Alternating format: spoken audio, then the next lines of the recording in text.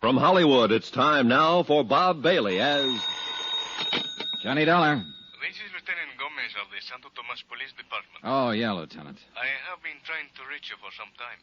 Sorry, I was out making some funeral arrangements. It is about the dead man that I wish to speak to you, senor. Fire away, Lieutenant. What's on your mind?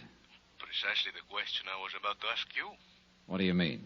Surely I do not need to remind you that Benito Escanza was found dead in your hotel room earlier this evening. You certainly don't. But I've already told one of your cops the whole story. Perhaps. Perhaps not. I suggest that you come to see me so that we can discuss it further. Is that an invitation or an order? Let us call it an invitation. But if you do not accept, we will have to come and get you.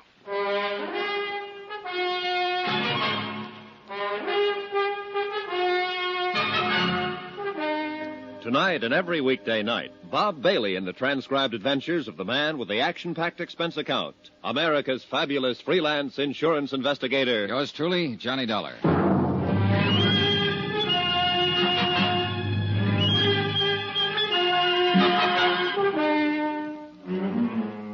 Santo Tomas, Mexico. Expense account submitted by Special Investigator Johnny Dollar.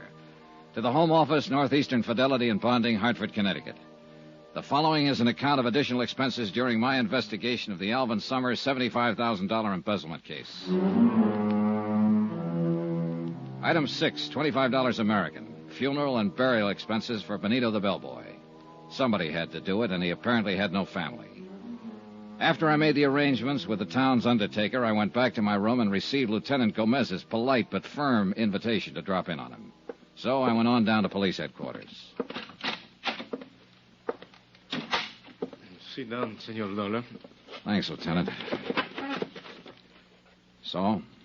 So, the autopsy has confirmed the fact that Benito Escanza died from knife wounds. I didn't need an autopsy to tell me that. It was obvious. But what is not obvious is your part in all of this. Look, the story hasn't changed a bit since I told it to your Sergeant Romero. I went back to my room at midnight. I opened my balcony door and in rolled Benito. His throat had been cut. That is the story. As to what is behind the story, that may well be another matter. For instance? For instance, in a case such as this, everyone is a potential suspect. Everyone, including you. Isn't this being pretty ridiculous, Gomez? Is it? Then perhaps you would be kind enough to tell me if there was some legitimate reason Benito had his throat cut in your hotel room. Well, in the first place, if you're interested in alibis, I've got one. Indeed? Indeed. I was with a girl named Gloria Harris up at the Hotel Playa del Mar all evening. You can check that. Oh, you may be quite certain that I am checking on all your activities this evening, senor. In the second place, if you're interested in motives, I don't have one. No? Why would I want to kill Benito when I was hoping to get some information from him? Information of what sort, Senor Dollar? Oh, I guess I better start at the top, Lieutenant. Here's my card. You are an insurance investigator. That's right. About 6 months ago, a man named Alvin Summers up in the States embezzled $75,000 from the company he worked for. The outfit I'm representing in the deal wrote the bond on him, so they were stuck for the money. $75,000. A couple of days ago, they got a long-distance phone call from down here in Santo Tomas. The man who called claimed that he had information about Alvin Summers. That's why I came down here. Now, who was the man who telephoned? We don't know. I came on the chance that he might contact me here, or that I might get some kind of lead on Alvin Summers' whereabouts. And have you? No, on both counts. Benito said he knew about a place where Summers used to live. He was going to take me there tonight. But apparently somebody had other ideas, and a knife to back them up. I see. And nobody has tried to contact you? Oh, sure. Several people have, but always for the wrong reason. First, there was a man named Carson, a zipper salesman. He contacted me for the purpose of setting up a cribbage game. Cribbage? What is this cribbage? Oh, now, that's something I hope I never find out. Hmm? Then there was a strong-arm who bounced me around with a gun barrel and suggested politely that I wanted to leave town. Oh? What did he look like? Well, he was heavy in the shoulders, thick neck, low forehead, short dark hair, scar over the bridge of his nose. Scar? That would be Senor Kraus. You know him? I know him by sight. Well, who is he? What's his pitch? That is something I do not know. Senor, you must understand that Santo Tomas is a rather strange town and a dangerous one. Come in. Lieutenant. Can't you see that I'm busy, Sergeant Romero? What is about, Senor Dollar? Oh? Well, what is it? Well, I have talked to a Senorita Gloria Harris at the Hotel Playa del Mar. She said that Senor Dollar was with her throughout the evening. Very well, Romero. One thing more. We have just arrested a man, American tourista, Senor Carson. I will talk to him when I have time. Hey, wait a minute. That's the zipper salesman I was telling you about. Indeed? Yeah. Hey, look, maybe he ties into this deal after all. What's the charge? Romero? Is disturbing the peace. Oh, great. Just when I thought I had a lead. What's the matter? He got a few too many under his belt, maybe? Well, Romero? Here's the report. Senor Carson is outside.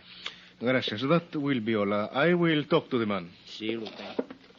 Senor Donald, if you know this man, perhaps you had better come with me. Okay.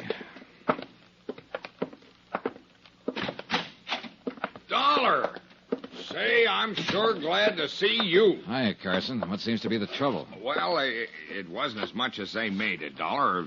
Fella goes out stepping. Sometimes he, well, you know. He steps a little too far. Well, I was only having a little fun. Senor Carson, this report states that you are at the Hotel Playa del Mar this evening. That's right. But now, Lieutenant... It further states that you became increasingly noisy and that at one point, during a dance by an entertainer, you grabbed a serape from one of the musicians and attempted to join in the dance. Now, Lieutenant, maybe I was a little out of line, but honestly... Further, that when the dancer refused to dance with you, you chased her around the patio several times.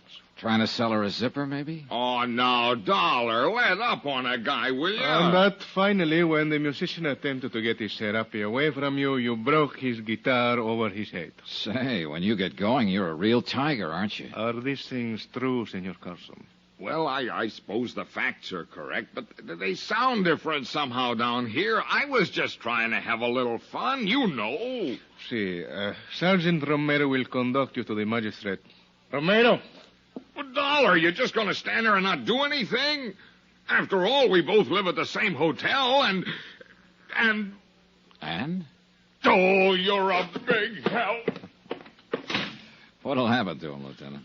Oh, you will have to pay the damages, and there will be a fine. Which will probably go on his expense account. Lieutenant, you started to tell me about this Beetlebrow Krause who put a few dents in me.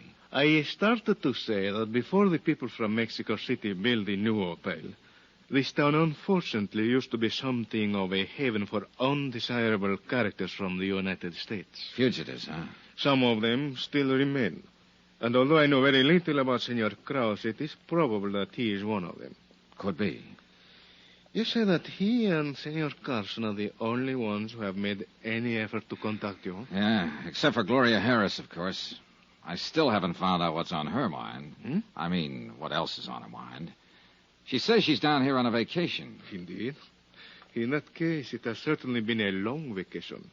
What do you mean? She has been here for several months, to my knowledge. Well. Now, that's very interesting, Lieutenant. Thanks. Anything else you want to ask me about Benito? Not at the moment, but I suggest you remain available. You know where to find me. One moment, Senor Dollar. A word of warning. As I told you, this town can be a dangerous place. I would suggest that you be quite careful. Yeah. And one thing I wish to impress upon you. If you are at any time tempted during your investigation to take the law into your own hands, I assure you that you will regret it. Well, in that case, I hope you're around when and if I need you. Whether or not I am available, the warning still applies. Okay. Be seeing you. Johnny. Well, Gloria, I thought you were tucked in for the night. I couldn't sleep, so I called your hotel. Oh? They told me that the bellboy had been murdered, that you were at the police station, so I came down here. Is there anything I can do? Not for Benito, I'm afraid. He was killed in your room? Yeah. You think he could have been killed by mistake? Mistake? You mean maybe I was supposed to be the target? Hey, it's a thought. Johnny, you're in trouble of some kind. I wish you'd tell me what it is. You're not just down here on a vacation. Speaking of vacations, Gloria, let's... Johnny, what is it? Keep looking straight ahead. There's somebody across the street in the shadows. He's tailing us. Can you see who it is? When he goes past that light, I'll be... Well, what do you know? My old friend Krause again. You mean the man who came to your room? and was looking for you on the beach? That's the boy. Funny how he always seems to pop up when I'm with you. Johnny, I tell you, I don't know him. Doesn't matter right now. Come on. Turn into the alley here. Okay. Now keep going straight down this alley and out the other end. Go back to your hotel, and I'll call you there later. I may be a while. What are you going to do? Wait for him. No, Johnny. Look, Gloria, don't give me any argument this time. Get going. After she was out of sight, I ducked into a doorway. Then I waited. Yeah, Krause was following all right. I waited until he got right up to me. And I dove at him. You! That's right, me. Drop the gun. Drop it. Yeah, this time I'm ready for you, sweetheart. Funny thing about me, Krause. I don't like guys working over me with a gun barrel, ever. All right. Now you're going to tell me what this is all about. Why you've been tailing me. Why you worked me over with a gun barrel in my room last night. I want to hear all about it. You know why. Talk. I said talk. You're not taking me back. Taking you back? I know you came down here after me, but I ain't going back. What are you talking about? I know what happens to a 3-time loser. 3-time? Want me back home, you gotta carry me. Hey, wait a minute. You ever hear of a man named Alvin Summers? Oh? How about Gloria Harris? No. You sure about that, Krause? Look, don't. Look, I'm telling you the truth. Yeah, I guess you are. You're too punchy right now to give me a routine. Yeah, I think I get it. You're wanted in the States. You figured I was a cop and came down here to make a pinch. Brother, right now, I sure wish I was. You mean you... No, I'm no cop. Oh. I guess I made a mistake. You sure did, Buster. No hard feelings? Oh, no, not at all. I just love the feel of a gun barrel whipping across my face. Krause, I got a nice little piece of advice for you. Next time, you better find out what the score is before you jump into the ball game.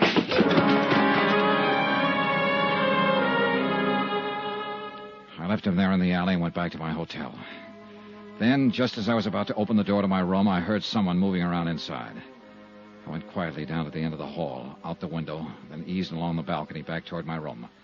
Inside, it was dark, but I could make out someone bent over my luggage, searching it. I edged across the room, slowly. Then I lunged. Ah! Hello, Gloria. Johnny. Yeah, Johnny. Helping me unpack, maybe. Look, I can explain, Johnny. You know something? That's just exactly what you're gonna do.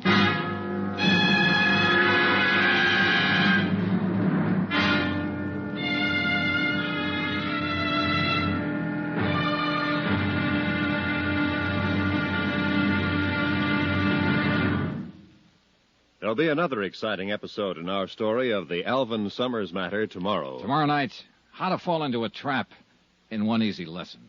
Join us, won't you? Yours truly, Johnny Dollar.